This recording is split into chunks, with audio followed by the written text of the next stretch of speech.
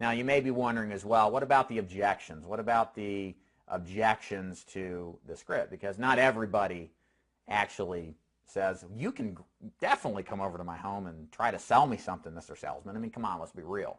There's always going to be objections. Caesar put it so eloquently. He's on the Facebook chat right now, and in our interview we did together, he put it perfectly. He anticipates objections.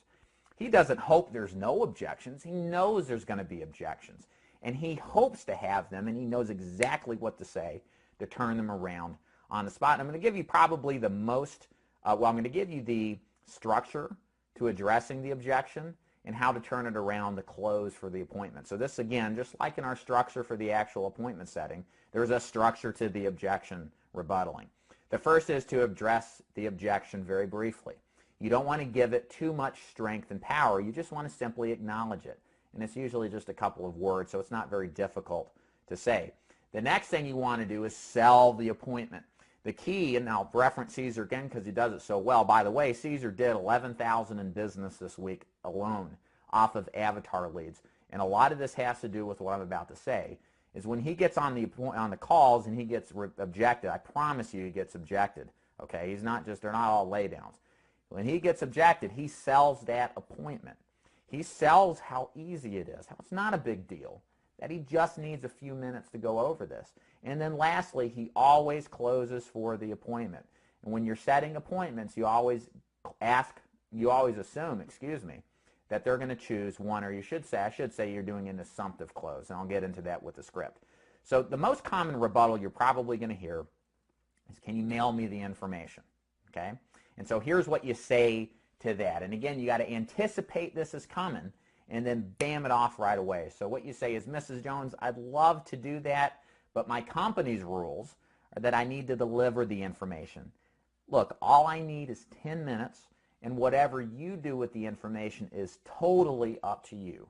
So would 9 o'clock or 1 o'clock work best for you?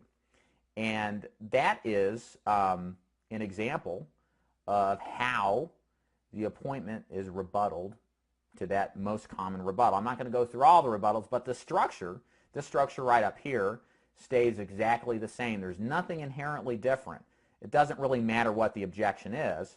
You just have to come up with a simple turnaround and then move into the selling of the appointment, and then always close on the back end of it.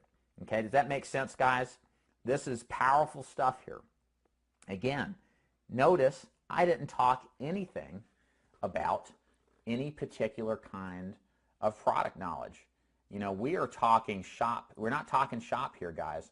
This is just bottom line. This is bottom line, turning it around in a strong tonality.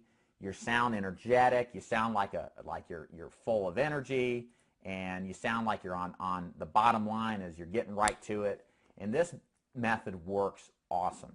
It's very simple to do. The key is to remember your scripts and learn them.